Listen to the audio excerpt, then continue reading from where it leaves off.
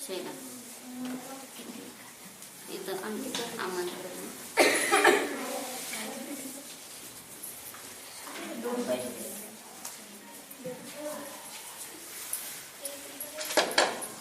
जीव अजीवाधिकारानंतर कर्ता कर्माधिकार का घेतला? वास्तविक पाहता जीव अजीव आश्रव बंध असा क्रम असताना मध्येच कर्ता कर्माधिकाराला का घेतलं? तर अनादिकालापासून कर्तृत्व आणि भोक्तृत्वाची हौस आहे. हौस आहे म्हणजे सवय लागली. ते सवय झाले ते कलश सवय झाले ते ना. तर कर्तृत्व आणि भोक्तृत्वाची हौस आहे म्हणून काय केलं? हा जीव त्यात अडकतोय आणि जोपर्यंत कर्तृत्व भोक्तृत्व आहे तोपर्यंत सम्यक दर्शन प्राप्त होणार नाही. अकर्ता अभोक्ता स्वभाव बिंबवण्यासाठी काय केलं?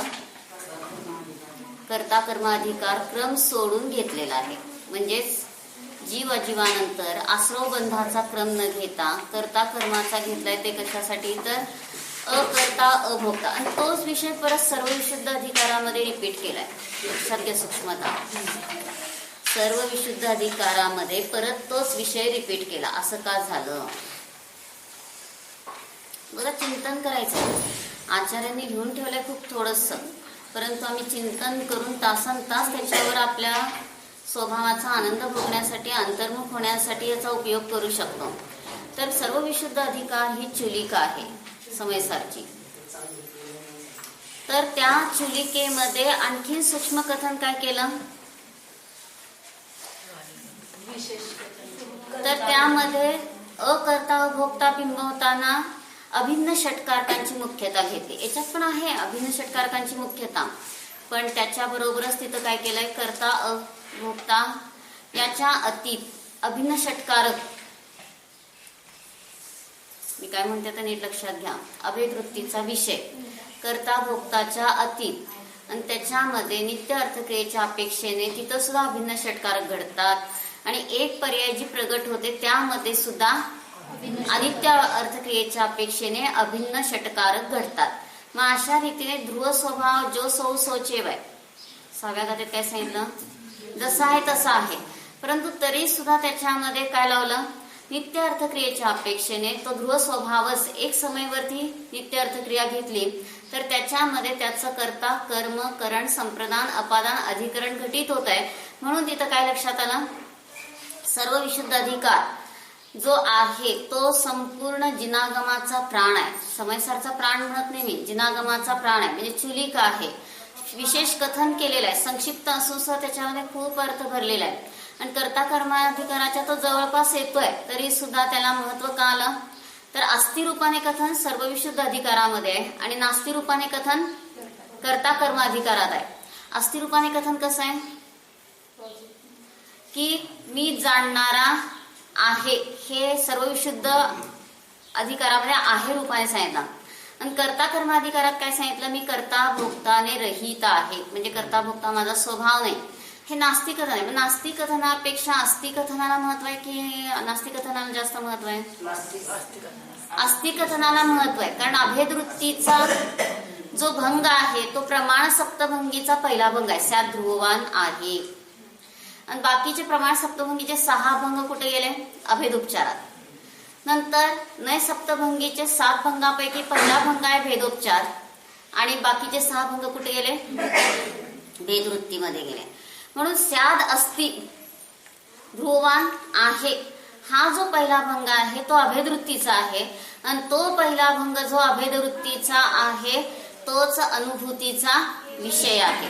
म्हणून इथं काय सांगितलं की अशा पद्धतीने की कर्ता कर्माधिकारा नास्तिक कथन आहे, सर्व विशुद्ध अधिकार अस्ति कथन आहे. आणि अशा ह्या सगळ्याचा सार परत आमच्या जीवनात काय उपयोग आहे? तर जे कर्तृत्व आणि भोक्तृत्वाची बुद्धी पडली आहे, मी दुसऱ्याला सुखी करतो दुःखी करतो, पत्नीला केलं पतीला सुखी केलं मुलांना केलं, किती विकल्प आहेत ह्या जीवाला. आणि त्या कर्तृत्वाचा भार घेऊन आम्ही ओझं घेऊन टेन्शन मध्ये जगतोय. भार को जोग दो भाडवे म्हटलंय. ज्याला क्रमनियमित पर्याय समजते, अकर्ता अभोक्ता स्वभाव समजतो, तो म्हणतो की हे टेन्शन घ्यायची गरज नाही. ज्याची जशी अर्थक्रिया होणार आहे तसं होणार आहे. मी दुसऱ्याचं करणारा नाही, मी फक्त काय आहे, जाणणार आहे. मग कुठपर्यंत झालं होतं इथं? 54 कलश झाला होता. पण आता जरासं 87 गाथा घेऊ, त्याच्यावर चिंतन आता जे घेतलं त्याला लागतंय, नंतर कलश घेऊ. मिच्छत्तं पुनर्दुविधं जीवमजीवं तथैव अन्नानम् अविरतिजोगो गोहानिया इमे भावाम्. मग बघा, मिथ्यात्व पुन्हा म्हणजे आणि पण घेऊ शकतो, पुन्हा पण घेऊ शकतो. आणि मिथ्यात्व दोन प्रकारचे, जीवगत मिथ्यात्व, अजीवगत मिथ्यात्व. तर हे व त्याप्रमाणेच अज्ञान दोन प्रकारचे आहे, जीवगत अज्ञान, अजीवगत अज्ञान. अविरती दोन प्रकारचे, जीवगत अविरती, अजीवगत अविरती. योग मोह क्रोधादिक हे भाव, म्हणजे आता कसं घेतलंय, मिथ्यात्व पुन्हा दोन प्रकारचे, जीवगत अजीवगत. त्याप्रमाणेच अज्ञान, अविरती, योग मोह क्रोधादिक हे भाव दोन प्रकारचे, जीवगत अजीवगत. आता पहिला मिथ्यात्व घटू, म्हणजे तुम्ही बाकीचं घटवून काढा. जीवाची उलटी मान्यता, रॉंग बिलीफ, जसं नाही तसं मानतो, ह्याला म्हणायचं जीवगत मिथ्यात्व. म्हणजे जीवाची परिणती झाली ती जीवगत मिथ्यात्व. आणि जसं नाही तसं मानत असताना जे कर्माचा उदय निमित्त पडला, दर्शन मोहाचा उदय, दर्शन मोहाचा मिथ्यात्वाचा उदय निमित्त पडला, त्याला म्हणायचं अजीवगत. कोणत्या चार्ट मध्ये हे घेतलंय महाराजजींनी? गुणस्थानामध्ये 8 प्रकारचं भावकर्म, 8 प्रकारचं द्रव्यकर्म, असं 2 पद्धतीने घटवलंय. मग 8 प्रकारचं भावकर्म जे घेतलंय त्याला म्हणायचं जीवगत, आणि 8 प्रकारचं द्रव्यकर्म जे घेतलंय त्याला म्हणायचं अजीवगत. म्हणजे यातनं आता लक्षात घ्या सूक्ष्मता, की प्रत्येक नयामध्ये कसे भेद होणार. आता जीवगत मिथ्यात्व म्हटलं की उपचरित सद्भूत व्यवहार ज्ञाना, आणि अजीवगत मिथ्यात्व म्हटलं की अनुपचरित असद्भूत व्यवहार नाही. कोला सगळेजण म्हणजे नाही तोंडात बसतात. आता सद्भूत म्हणजे एका द्रव्यात असणे रूप, असद्भूत म्हणजे 2 द्रव्याचा नसणे रूप संबंध सांगितला. नंतर अनुपचरित म्हणजे निरुपाधी कथन, आणि उपचरित म्हणजे उपाधी सहित कथन. मग आता जेव्हा 2 द्रव्यांचा संबंध सांगतो, त्यामध्ये असद्भूत मध्ये काय झालं, एक क्षेत्रावधा संबंध असेल तर अनुपचरित सद्भूत व्यवहार नाही लावायचा. आणि शरीर माझं आहे म्हटलं की अनुपचरित सद्भूत, आणि घर माझं आहे म्हटलं तर उपचरित असद्भूत. शरीर माझं आहे म्हटलं की अनुपचरित असद्भूत झालं, 2 द्रव्य आहेत ना, सद्भूत नाही. आणि घर माझं आहे म्हटलं की उपचरित असद्भूत, म्हणजे शरीर आपल्याबरोबर एक क्षेत्रावर जिथं तिथं येत आहे म्हणून तो अनुपचरित असद्भूत झाला. आणि घर आता सगळ्यांचेच तुमच्या बरोबर आले असते तर काय झालं असतं, इथं सगळ्या हॉलमध्येच गर्दी झाली असते. पण घर आपल्याबरोबर येत नाही म्हणजे त्याचा आपला खरा संबंध नाही, म्हणून तो कोणता नाही झाला, उपचरित असद्भूत व्यवहार नाही, म्हणजे खोट्यातला खोटा नाही. त्यात जास्त आपण अडकलो, असं घर पाहिजे, अशी डेकोरेशन पाहिजे, असं पाहिजे. काही जण तर प्रत्येक वर्षाला सारखं ते फर्निचर बदलत राहतात, म्हणजे त्यात आनंद मानतात. मग त्याचा माझा काहीच संबंध नाही. उपचरित असद्भूत म्हणजे खोट्यातला खोटा संबंध. आणि आता जीवगत मिथ्यात्वाला पाहायसाठी आपण घेतलं ना, मग जीवाचे विकारी भाव एका द्रव्यात आहे म्हणून सद्भूत, आणि ती पर्याय निघून जाणार आहे म्हणून उपचरित सद्भूत व्यवहार नाही. आणि जे गुणभेद वगैरे आहेत ते सगळे अनुपचरित सद्भूत, किंवा ध्रुव स्वभाव, पर्याय विरहित ध्रुव अंश घेतला तरी भेदोपचाराचा जो विषय तो सुद्धा काय झाला, अनुपचरित सद्भूत. गुणभेदाला उपचरित म्हणलं का अनुपचरित म्हणलं, अनुपचरित सद्भूत म्हणलं, अनुपचरित सद्भूत, गुणभेद अनुपचरित सद्भूत. आणि ध्रुव अंश पण पर्याय विरहित घेतला भेदोपचाराचा विषय तरी तो सुद्धा काय झाला, च आहे का काय तो रकाना, भेदोपचाराचा आहे ना, तर तो च रकाना सुद्धा काय झाला, अनुपचरित सद्भूत व्यवहार नाही. म्हणजे हा ध्रुवांश अनुभूतीचा विषय नाहीये. ध्रुववान अभेदवृत्तीचा तिकडचा गरकाना तोच अनुभूतीचा विषय आहे. म्हणून यातनं लक्षात काय आलं, आता लावा तुम्ही नाही थोडस, शाईचं पेन कुठला नाही झाला? शाईचं पेन, शाईचं पेन. आता शाई त्यामध्ये आपण टाकली की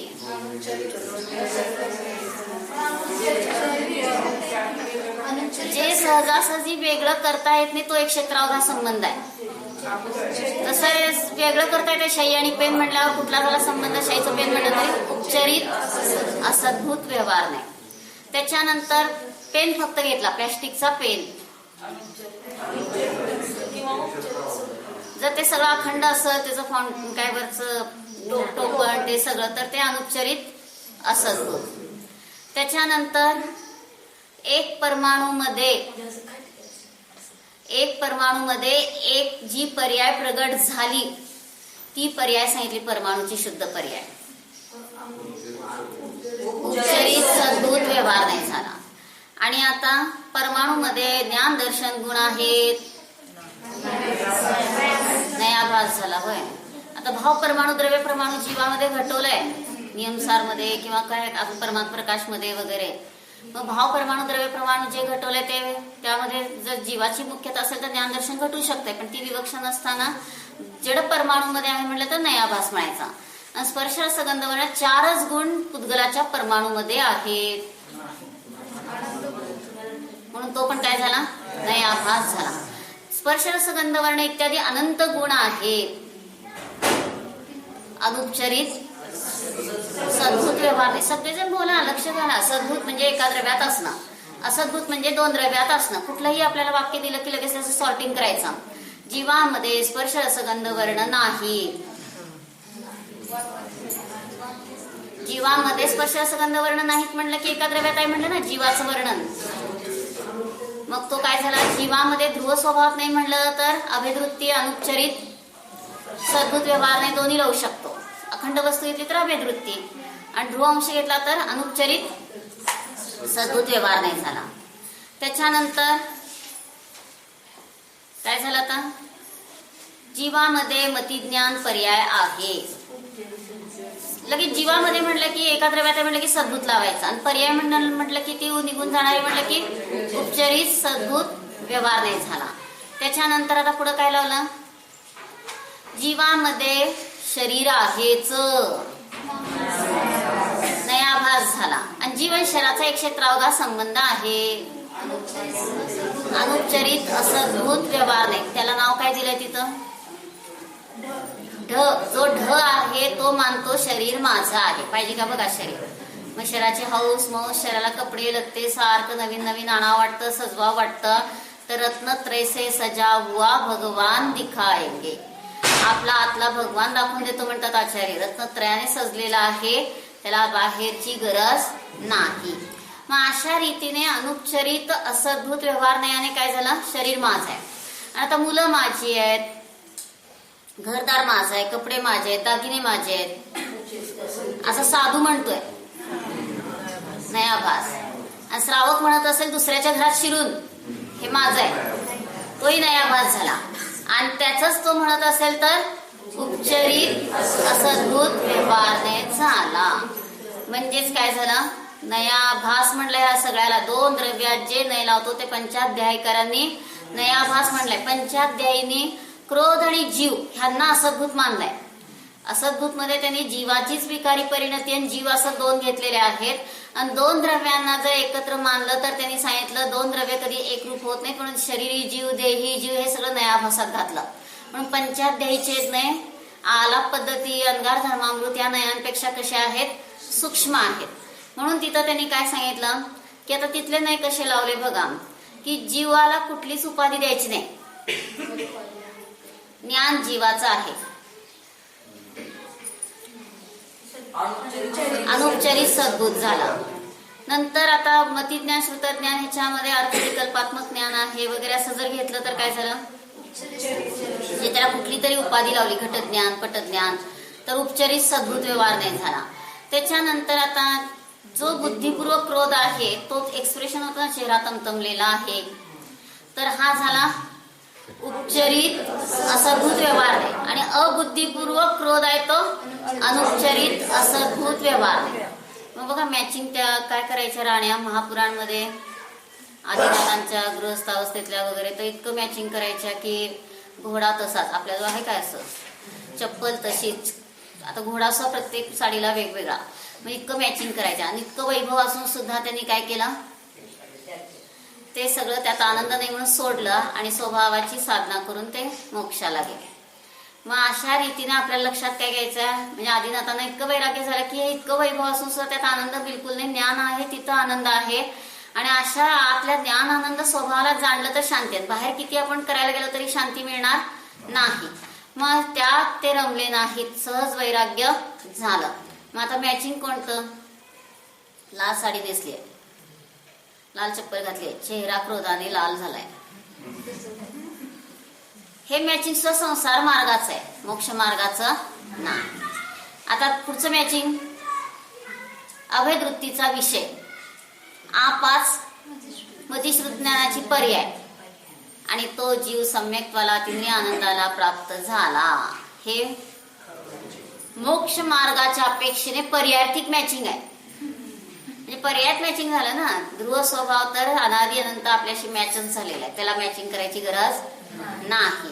मग इतकं आतमध्ये आपलं वैभव असताना सुद्धा आम्ही काय करू लागलोय? जडामध्ये अडकतो. म्हणून हे जीवगत आणि अजीवगत का घटवायचं आहे? तर मिथ्यात्व दोन प्रकारचं आहे, जीवगत आणि अजीवगत. जीवाची जी परिणती चालली ती सगळी जीवगत आणि त्यावेळेस जो कर्माचा उदय द्रव्य कर्माचा उदय ते सगळं अजीवगत. आणि द्रव्य कर्माला परत जे नोकर्म असेल, बाहेरची अनुकूल प्रतिकूल परिस्थिती असेल ते सगळं कधी जीव असतील, कधी निमित्त, कधी अजीव असतील. मग हे सगळं आमच्या जीवनात समजून काय फायदा? तर आम्ही ह्या दोन प्रकारच्या मिथ्यात्वापैकी द्रव्य मिथ्यात्व कधी जाईल आणि मी कधी मोक्षाला जाईल, कर्म नष्ट करेन असा विचार करतो. पण जीवगत मिथ्यात्व जे आहे ते सोडत नाही, उलटी मान्यता करतो. एक माठ पालता ठेवला की सगळे पुढचे माठ पालतेच ठेवावं लागतं. एक विचार चुकला, शरीर माझं आहे, की पुढचे भाव काय होतात? शरीर माझं आहे म्हणलं की शरीराला हाऊस पाहिजे, मौस पाहिजे, ट्रिप पाहिजे, माती दगड काय असतील असं बघून घ्या, ते बाहेरचं सगळं पाहिजे. आणि मिळतो का आनंद एवढं सगळं शरीरासाठी करून? आता तर काय सगळ्याला चमक आली परत. वास्तविक पाहता सोन्यामध्ये राजगुण आहे म्हणून त्याला सगळेजण आकर्षित होतात, सगळ्यांचं लक्ष आकर्षित होतं. आता काय साड्याला पण टिकल्या लावायच्या, काय ते टिकलीला पण टिकली काय सोनेरी करून टाकायचं, म्हणजे सगळीकडं म्हणजे त्याचा राजगुण आहे तो सगळीकडे आला का तो. म्हणून जीवाचा राजगुण जर समजला तर ह्या सोन्याच्या राजगुणामध्ये अडकत नाही. राज म्हणजे सगळ्यांचं लक्ष आकर्षित करून घेण्याची कला. मग आता जीवाचा राजगुण कोणता सांगितला होता? ज्ञान. सगळ्या गुणांचा राजा कोण आहे? ज्ञान. आणि हा जर ज्ञान स्वभाव राज समजला तर त्या सोन्याच्या एका तोळाला किती द्यायचे पैसे? किती भाव आहे? स्पर्श रसगंध वर्ण लगेच आपल्याला 25-30 आठवायला लागला. तर त्याला एवढे पैसे द्यायची गरजच नाही. माझा राज माझ्यामध्ये आहे, राजगुण म्हणजे ज्ञानगुण. आणि हे समजलं तर आमचं जीवन सफल आहे. आणि हे समजलं नाही तर काय नाही, किती व्रत केलं, उपवास केलं, कुठेच सगळं एकासनाचे, घरी बसवायचं नाही, सगळ्यांना इथं घेऊन यायचं. एकासन केल्यानंतर तर त्या दिवशी काय व्हायला पाहिजे? धर्म ध्यानात वेळ घालवा असं त्या कथित असतंय. दिवसभर त्यांनी धर्म ध्यानामध्ये वेळ घालवला. कोणी? गुंडधराने का गंधराने? कोण? गुंडधर. आणि आम्ही काय करू लागलोय? एक पूजा केली, एक एकासन झालं की संपलं. मग थोडं झोप काढतो, थोडं टीव्ही बघतो, थोडं असं जर केलं तर त्याला व्रत म्हणायचं नाही. आत्याने मध्ये सांगितलं, कोणतरी एक पंडितजीने सांगितलेलं एक आसन कसं करायचं म्हणे, 11 वाजता बसायचं म्हणे ताटात आणि तिथंच बसायचं, तिथंच परत दिवसाचा दुपारचा नाश्ता सगळं करत करत तिथंच 2-3 तास केले. तर ते काय त्याला एक आसन म्हणायचं नाही. एक आसन त्याला पण वेळ असेल, किती वेळ एक आसन करायचं? एक आसन, एका आसनात म्हणजे पाय न हलवता जिथपर्यंत बसतो, जोरात जरी पाय हल्ला तरी मग ते काय झालं? आसन मोडलं. म्हणून एका आसनाला तेवढी मर्यादा आहे. मग काय चाललं होतं आपलं? तर राजगुण ज्ञानगुण आहे आणि तो सोडून मला बाहेरच्या परद्रव्याच्या परकणाची गरजच नाही. आणि इतका आतमध्ये आपल्या चैतन्याची महिमा बिंबली तर आम्हाला जडाची महिमा येणार नाही. मोह की महिमा देखो, मोह की महिमा देखो, क्या तेरे मन में समाई, अपनी ही महिमा भुलाई तूने, अपनी ही महिमा न आई. काहे अनंतों के कुल को लजाया, काहे जिनवाली माँ का कहना न गाया, काहे मुनिराजों की सीख न मानी, काहे मुनिराजों की सीख न मानी. सिद्ध समान तक भी हर तक पछताई, अपने ही हाथों अपने ही हाथों अपने घर में आग लगाई, अपनी ही महिमा भुलाई तूने, अपनी ही महिमा न आई. आपल्या हाताने आपल्या चैतन्य घरामध्ये काय लावली? आग लावली. कोणती आग? मोहाची आग. जीवगत अजीवगत लगेचच लावायचं. काय जीवगत अजीवगत? तर दोन प्रकारचं जे आहे, तर ते जीवगत अजीवगत हे काय आहे की दोन प्रकारचं जे आहे ते आपल्या मध्ये सुरूच आहे. म्हणजे अनादिकालापासून खोटे भाव केल्यामुळे जीवगत मिथ्यात्व आहे, आणि जे काही आपण बाहेरचं केलं ते सगळं अजीवगत आहे. म्हणून आपल्याला इतकं आतमध्ये स्वभावामध्ये लावायचंय, तर हे सगळं जीवगत अजीवगत समजून फायदा आहे. म्हणजे ध्रुव स्वभावात मिथ्यात्वच नाहीये. म्हणून दर्शन मोहाचे जे सम्यक मिथ्यात्व मिश्र हे सगळे काय तीन प्रकृती ज्या आहेत ते सगळे काय झाले? कर्म प्रकृती. मिथ्यात्व सम्यक प्रकृती हे सगळं जीवगत की अजीवगत? द्रव्यकर्म अजीवगत झालं, आणि त्याचं बाहेरचं न कर्म जीव असेल अजीव असेल तर ते जीवगत अजीवगत. आता कसं मिथ्यात्वाचं न कर्म? कुदेव कुगुरु कुशास्त्र. कुदेव जर जिवंत असतील, कुगुरु जिवंत असतील तर ते सगळं जीवगत नो कर्म झालं द्रव्यकर्माचं. आणि जर समजा नुसतं शास्त्र वगैरे असेल कुशास्त्र तर अजीवगत झालं. जीवगत आता बाहेरच्या नो कर्मामध्ये परत भेद केले जीवगत आणि अजीवगत. म्हणजे आता ही विवक्षा जी जीवगत मिथ्यात्व विकारी भाव जीवाचे एका झाले, द्रव्यकर्माचा उदय ते अजीवगत झालं, आणि ह्या द्रव्यकर्माचा उदय येण्यासाठी बाहेरचं नो कर्म निमित्त आहे. मग ते जीवरूप असेल तर जीवगत नो कर्म म्हणायचं, आणि अजीवरूप असेल तर अजीवगत नो कर्म म्हणायचं. म्हणजे जशी विवक्षा असेल तसं तिथं लावायचं.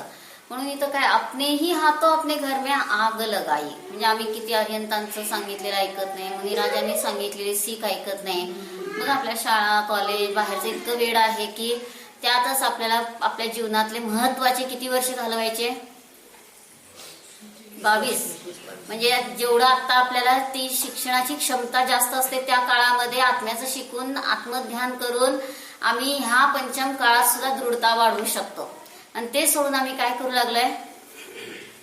बाहेरची रुची.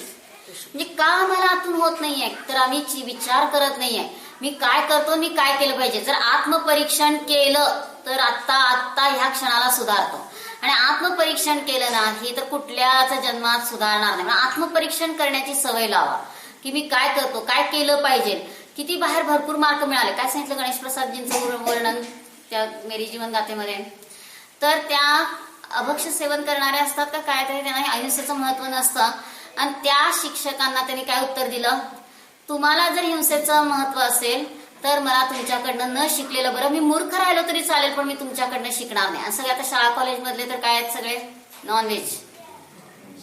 हॉटेलमध्ये खाणारे सगळे नॉन व्हेजिटेरियन. म्हणजे सगळं काय चाललंय आता? ते काल धर्ममंगलमध्ये आलेलं वाचलं का की जे गर्भपात करतात तर त्यातले काही पार्ट त्या गर्भाचे ह्याच्यात पण देतात.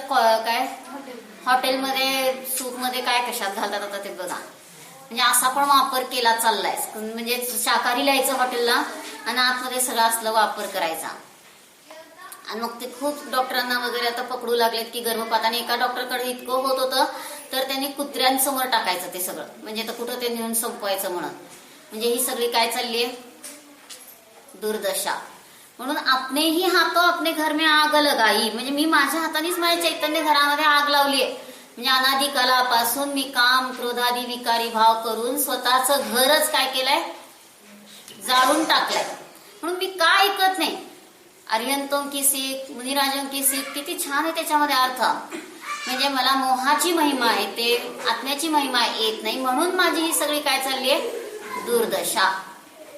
मग ह्या दुर्दशेने आमचं जीवन आता जर संपलं तर उद्या मी निगोदात गेलो, किडामुंगी झालो, तिथं आहे का आम्हाला सम्यक प्राप्त करण्याची पात्रता, कला, हे जिनवाणी देवशास्त्र गुरु मिळणार? काय आहे? काही सुद्धा नाही. म्हणून ह्यातनं आम्हाला काय लक्षात घ्यायचंय की आम्ही स्वभावात राहिलो तरच आमचं सगळं काय आहे? शांतीचं जीवन आहे. आणि स्वभाव सोडून काय करायला गेलो की दुःखच आहे. बघा, एक मुलगा इतका वात्रट असतो की त्याला काही विवेक नसतो. घर जळायला लागलंय आणि त्या जळत्या घरामध्ये काय करतोय? थंडीचे दिवस म्हणून सगळ्या मुलांना मित्रांना बोलवून थंडी जावी म्हणून शेकत बसलाय आणि सगळं घर जळून गेलं. येणारे जाणारे म्हणतात किती मूर्ख आहे, आपलं घर सुद्धा ह्याला वाचवायचं कळेना. आणि तो ऐकतोय ते तरी म्हणतो माझ्या आत्ताच तरी उष्णता मिटली ना, बासांना काही कळत नाही माझ्यापेक्षा जास्त. आणि झालं. नंतर थोड्या वेळानं तो कुठं झोपू कुठं जीव हे प्रश्न आल्यावर तो रडायला लागला. काय उपयोग आहे का? तसं आमचं आपलं चैतन्य घर ह्या विभाव परिणतीने जळू लागलंय आणि तरी आम्ही त्यात म्हणतो मजा आहे, 5 इंद्रियांचे भोग मिळतात, मस्त जीवनामध्ये चाललंय सगळं. आणि असं म्हणून 5 इंद्रियांच्या भोगांमध्ये मगन मस्त राहतो. आमचं जीवन वाया चाललंय. म्हणून बघा, एका घराला आग लागली आणि ते सेठजी इतके चिक्कू काय म्हणतात कंजूस असतात की सगळं घरातलं जड जवाहीर बाहेर काढण्यात गुंतलेले आहेत. आणि पत्नी आणि मुलगा अडकलेत एका कोपऱ्यात आणि त्यांना फक्त आता काय आहे? पतीची आशा होती की ते बाहेर काढतील, पण त्यांचं लक्षच आपल्याकडे नाही म्हणल्यावर त्या दोघांनी काय केलं? पटकन खिडकी होती तिथनं उडी मारली, बाहेर गेले आणि म्हणाले तुमचा आम्ही त्याग केला. तुम्हाला जीवाचं चेतनेचं महत्व नाहीये, जड जवाहीरच तुम्ही शोधण्यात आहे, आम्हाला तुम्ही नको. म्हणून त्या दोघांनी काय केलं? त्यांना सोडून ते दुसरीकडे जाऊन राहू लागले. काय झालं? म्हणजे जर आम्ही जडाचं महिमा केली तर आमचं जीवन वाया चाललंय आणि चेतनेची महिमा केली तर आमचं जीवन चांगलं आहे. म्हणून आमच्या ह्या जीवनामध्ये आम्ही काय करतोय? सतत स्वभाव सोडून विकृती भाव करतोय. म्हणून ह्याच्यासाठी सर्वविशुद्ध अधिकाराने सांगितलं अस्ति कथन म्हणजे जीवगत, आणि कर्ता कर्म अधिकाराने नास्ति कथन सांगितलं ते पण जीवगतच आहे. कारण ज्या न्यायाने जोडतो त्याच न्यायाने तोडतो. सर्व विशुद्ध ज्ञान स्वभाव आहे म्हणलं तरी जीवगत झालं आणि कर्ता कर्मभाव ध्रुव स्वभावात नाही म्हणलं तरी जीवगतच झालं. मग बघा, विकृतीची सवय लागल्यावर कशी दुर्दशा होते. एका राजाला सतत सतत युद्ध करण्याची सवय लागली आणि त्याला युद्धाशिवाय चैन पडेना. आता वार्धक्य आलं, सगळे म्हणतात आता युद्धाला जायचं नाही. 2-4 दिवस तो बसला पण त्याला इतकं करमेना की कायच कळेना काय करावं. आणि असं होता होता आता काय झालं की बेचैन झाला आणि मग त्याला एक दिवस कुत्र्यांचा अशी लढाई काहीतरी चालली असेल, भांडण ते बघायला मिळालं. त्यात आनंद वाटू लागला. आणि मग आता त्यांनी काय केलं? गावातली सगळी कुत्री घ्यायची आणि त्यांचं जुंपवायचं आणि त्यात ती कुत्री सगळी मरू लागली. म्हणजे इतकं जुंपवायचं की त्यांना, आणि त्यात त्याला आनंद येऊ लागला. युद्ध नाही तर हे तरी बघायला मिळत आहे. म्हणजे कसला रस आहे सगळा? असुरी आनंद म्हणतो, रौद्र ध्यान म्हणतो. आणि असं होता होता सगळी कुत्री मरून गेली गावातली. आणि आता कुठं कुत्र मिळाना. शेवटी त्याला काय केलंय? आता शांत राहावं म्हणून एका काचेच्या महालात ठेवलाय. आणि नेमका तिथून काय झाला? एक साधू चाललेला असतो, त्याच्याबरोबर एक कुत्र असतं, इतर साधू. आणि मग ते कुत्र असतं म्हणल्यानंतर त्यांनी त्या साधूला बोलवलं. त्याला वाटलं काय दर्शन वगैरे करायचं असेल, बोलवलं असेल म्हणून तो गेला. पण कुठलं? त्याचं लक्ष त्या कुत्र्याकडेच आहे. आणि ते कुत्रा आरशात बघितलं तरी काय आहे? शांत आहे. आणि तो म्हणतो की आतापर्यंत येणारी कुत्री काय करत होती? आरशातल्या कुत्र्याबरोबर भांडायची आणि त्याला आसुरी आनंद मिळायचा. आणि शांत कसं आहे? आणि मग त्या साधूच्या सगळ्या लक्षात आलं काय ह्यांचं चाललंय. कारण बाहेर सगळी अशी कुत्री मरून पडलेली, ढीक पडलेलेच आहेत. आणि मग हे सुद्धा कुत्र असंच काहीतरी करेल आणि त्याला तेवढा आनंद तेवढ्या दिवसाचा मिळेल म्हणून त्याने आपल्याला बोलवलंय. आणि मग शेवटी राजाला राहावलं नाही, मिळालं की हा हे कुत्र शांत इतकं कसं आहे. तर त्यांनी सांगितलं की मी ज्या नित्यक्रिया करतो त्यात माझ्या बरोबर असतं ते, आणि रोज त्या आरशात बघून मी गंध लावतो तर तो पण लावतो. त्यामुळे त्याला काय आहे, तो प्रतिस्पर्धी दुसरा कुत्रा आहे हे जाणवलंच नाही, आणि त्यामुळे तो त्याच्याशी उडी मारून भांडायला वगैरे गेला नाही, आणि त्यामुळे तो कसा आहे, शांत आहे. आणि हा तुमची काही आसुरी हाऊस पुरवू शकणार नाही. आणि हे ऐकल्यानंतर त्या राजाला असं खूप पश्चाताप झाला की मी कशात आनंद मानला. हा कुत्रा असून शांत झालाय आणि माणूस असून कशात आसुरी आनंद युद्धात वगैरे मानतोय. माझं जीवन चुकलं. आणि असं म्हणून तो त्या दिवशी काय होतो, पश्चाताप दग्ध होतो. तो झाला. आम्ही असेच विकृत भाव करतो. बघा प्रॅक्टिकल चाललं, लगेच एक टोला देऊन आलो आपण. मग मारल्यावर आनंद मिळाला का? कोण आहे, केवल ना, इकडे या बघा, त्यात नादात आहे. मग अशा रीतीने कुणाला तरी मारा वाटतं, शिवी द्या वाटतं, काहीतरी करा वाटतं. म्हणजे हे सगळे आपले विकृतीचे भाव आहेत. म्हणून सर्व विशुद्ध अधिकाराने काय सांगितलं, तू तुझ्या स्वभावाला जा. आणि असं स्वभावाला जाणला तर तिथं हा जीव काय आहे, अतिंद्रिय आनंदाला प्राप्त होतो. म्हणून ह्या गाथेचा उपयोग करून महाराजांनी गुणस्थान चार्ट मध्ये काय केलंय, 8 प्रकारचं भावकर्म आणि 8 प्रकारचं द्रव्यकर्म. सगळ्यांना 8 प्रकारचे द्रव्यकर्म माहिती आहेत, पण 8 प्रकारचं भावकर्म म्हटलं की टणकन उडी मारतात. कुठल्या 8 प्रकारचे भावकर्म? मग राजवार्तिकचं जे सगळं वर्णन चाललंय, तत्प्रदोष निन्नो मात्सर्य हे परिणाम ज्ञाना वर्णाच्या आश्रवाचं कारण आहे. मग ते झालं भावकर्म, आणि त्याच कर्मपुंसके जे आले ते झालं द्रव्यकर्म. मग जे 8 कर्माच्या आश्रवाचे परिणाम पुष्कळ सांगितलेले आहेत ते सगळं घ्यायचं जीवगत भावकर्म, आणि त्या जे कर्म आले ते सगळं घ्यायचं अजीवगत द्रव्यकर्म. म्हणून हे समजून आमच्या जीवनात काय फायदा, तर आम्ही प्रत्येक क्षणी स्वभावामध्ये तत्पर राहिलो तर आमचे विभाव संपले. कसं तत्पर राहायचं? अटेन्शन आता गोष्ट आहे ना लक्षात. तो सरदारजी पुण्याच्या रस्त्यावरनं चाललाय मोठी घागर घेऊन डोक्यात, आणि ती 4 टार्गेट मुलं मागं लागलेत. आणि एक जण काय म्हणतो, बघ आता घागरीची पाडतो. तुम्हाला इतका मजबूत हात आहे की तू पाडूच शकत नाही. आणि असं म्हणल्यानंतर तो म्हणाला, बघच मी हात न लावता पाडतो. आणि काय सवय असते त्यांना, आज्ञा पाळायची. आणि जो फक्त अटेन्शन म्हणलं, त्याच्या कानात ओरडलं की काय झालं, त्याच्या हात खाली आले की घागर पडली. मग तो तिथं तत्पर आहे आज्ञा पाळण्यामध्ये. ही आज्ञा काय आहे, आज्ञा. आ म्हणजे चो बाजूने, ज्ञा म्हणजे जाणणं. स्वभावाला जाणलं तर आज्ञा पाळली निश्चयनयाने. आणि विकल्पाच्या भूमिकेत देवशास्त्र गुरु सांगतात ते मला पूर्ण तंतोतंत मान्य आहे. माझ्या विचाराच्या विरुद्ध असेल तरी सुद्धा ते मला मान्य आहे. असं जर म्हणून तो आज्ञाधारक असेल तर तो काय झाला, मार्गस्थ झाला. आणि जर आम्ही आज्ञा मोडली, बघा आपल्याला एक साधं वाक्य जरी कुणी सांगितलं गुरूंनी की हे असं करायचंय, लगेचच आपल्याला तशा रूपाने राहण्याची इच्छा झाली तर आपण आज्ञाधारक. आणि किती सांगतात सांगू देत, त्यांचं सांगायचं काम आहे, आपल्याला जे करायचं ते आपण करायचं. असं म्हणलं तर आज्ञाधारक राहिलो नाही. गोविंदरावांनी भिंत बांधली. अगदी बोलवून त्या साधूंनी सांगितलंय तुम्ही छान बांधता, बांधा. आणि लगेच थोड्या वेळाने सांगितलं ऑर्डर, पाडली. परत दुसऱ्या दिवशी बोलवून सांगितलं बांधा, आणि परत थोड्या वेळा सांगितलं पाडा. असं 4-5 दिवस झाल्यावर ते हैराण झाले. आणि इतके हैराण झाले, म्हणाले की का मला बांधण पाडायला लावतात, मग बांधायचीच कशाला पाडायची तर. आणि इतकं सगळा खर्च करून सुद्धा मग काय उपयोग आहे, म्हणून तो जरा हैराण झाला. पण तेवढ्यात त्याच्याच आतमध्ये विवेक जागृत झाला आणि त्यांना विचार आला की यांना बाहेरची भिंत पाडायची नाहीये, आतली भिंत पाडायची.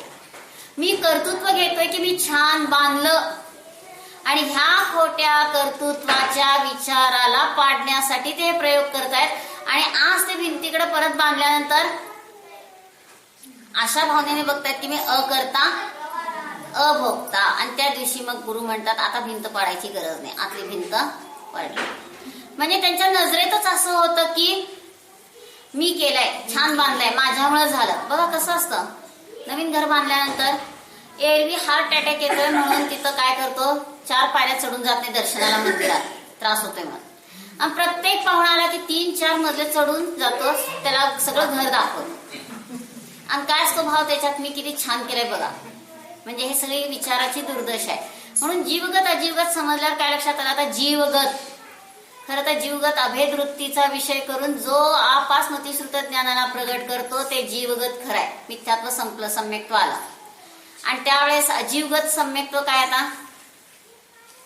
7 प्रकृतींचा, 5 प्रकृतींचा उपशम, क्षय उपशम जे असल ते अभावरूप झालं, हेच घ्यायचं अजीवगत नास्तिरूप कथन. म्हणजेच त्यावेळेस सम्यक्त्व परिणती झाली तर सगळी काय झाली? विभावाची दुर्दशा संपली. म्हणून इतकं स्वदेशामध्ये राहायचंय, स्वतःच्या चैतन्य देशामध्ये राहायचंय की बाहेरची रुचीच संपली. बघा आपण परदेशात जातो, आपल्याला वाटतं फॉरेन रिटर्न म्हणतील, छान म्हणतील सगळेजण, पण तिथं काय आहे फॉरेन मध्ये? काय काय मिळालं? काय मिळालं का? आनंद. आणि आपल्यापेक्षा काही वेगळं होतं का? साद्रव्य सोडून काहीच नाही. म्हणजे आपल्याला फक्त हौस काय असते, सगळे जाऊन येतात, आपण पण जाऊन यावं, पण शेवटी तिथं आपली काय होते? विफलता. म्हणून आता आम्ही परदेशातच आहोत. स्वतःच असंख्यात प्रदेशी आत्मबंगला सोडून जे विभाव परिणाम करतोय त्या विभाव परिणामालाच म्हटलंय परदेश. आणि आपला स्वतःचा चैतन्य देश, स्वदेश अनंत असंख्यात प्रदेश अनंत गुणांचा आहे. म्हणतो ना, मोहे भावे न भैया थारो देश, रहूंगा मैं तो निज घर में. भजन तर म्हणतो. मग परदेश कुठे आहे? हे शरीर परदेश, विकारी भाव परदेश. म्हणून मी माझ्या स्वतःच्या चैतन्य घरातच राहतो अशी जर रुची झाली तर ह्या परदेशात जाण्याची मला गरज नाही. आणि इतकं परदेशात राहतोय, ओन कंट्री, स्वतःची स्वदेशाची जी निधी आहे ती विसरून जातोय. आणि ह्या परदेशात राहिल्यामुळे बाहेरचं अट्रॅक्शन होत आहे, बाहेरच्या परदेशात. आणि जर स्वभावात इतकं राहिलो तर बाहेरच्या परदेशाचं कधीच अट्रॅक्शन होणार नाही. म्हणून एक माझा कारण परमात्माच माझ्यामध्ये काय आहे? स्वदेश आहे. आणि तो कारण परमात्मा सोडून पर्याय परद्रव्य सगळं परदेश. म्हणून काय म्हटलं नियमसार मध्ये? पंचम पारिणामिक भाव स्वतत्व आणि औदैक औपशमिक क्षायिक क्षायोपशमिक 4 भाव बहिस्तत्व. केवळ ज्ञानाच्या पर्यायाला पण क्षायिक भाव असू सुद्धा बहिस्तत्व परतत्व म्हटलं का? तर ती एक समयवर्ती पर्याय अनुभूतीसाठी उपयोगी नाही. मग जसं मिथ्यात्वात घटवलं तसंच मिथ्यात्व जसं 2 प्रकारचं आहे तसा अज्ञान. आता अज्ञान म्हणजे जीवाची अज्ञान परिणती जीवगत, आणि जे ज्ञानावरणाचे निषेक आहेत ते द्रव्य कर्म ते सगळं अजीवगत. मग क्रोधामध्ये पण घटवायचं. चारित्र मोहाचा क्रोधाचा उदय अजीवगत आणि जीवाची क्रोधरूप परिणती जीवगत. मग असं प्रत्येकामध्ये 2-2 भेद आहेत. मग हे समजून काय, तर ध्रुव स्वभावात जीवगत क्रोध आणि अजीवगत क्रोध दोन्ही पण नाही.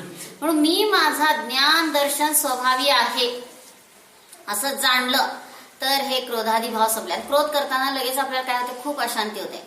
क फाटला, क्रोधाचा वाचक जो क्रोध झाला तो कस फाटून गेला, घाबरून गेला तो सुद्धा. म्हणजे बघा शब्द स्व कसे बोलले जातात. ब्राह्मणाची भाषा आणि क्षत्रियाची भाषा. वचा ब करायचा आहे तर क्षत्रिय काय म्हणतो? वचं पोट फाडून टाक. आणि ब्राह्मण काय म्हणतो? वच्या पोटात एक रेष सरकवा. म्हणजे दोघांची भाषा. क्षत्रियाची युद्धाची भाषा आहे, ब्राह्मणाची साहित्यिक भाषा म्हणा, सांस्कृतिक भाषा म्हणजे संस्कार केलेली भाषा आहे. मग तसं इथं क्रोध हा जो क्रोधाचा वाचक आहे तो क फाटून क्रोध झाला. म्हणजे काय? क्रोध करून फायदा आहे का? क्रोध करताना अशांती, आधी पण आकुलता नंतर पण आकुलता.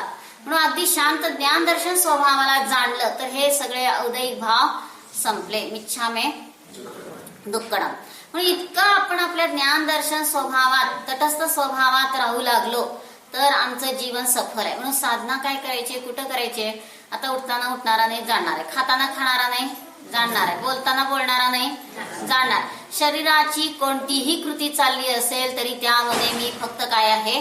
न्यायक रूपाने जाणणाराच आहे. आणि अशी न्यायतेची आराधना केली तर अनादिकालापासून जी स्वतःची विराधना केली ती सहजच संपली.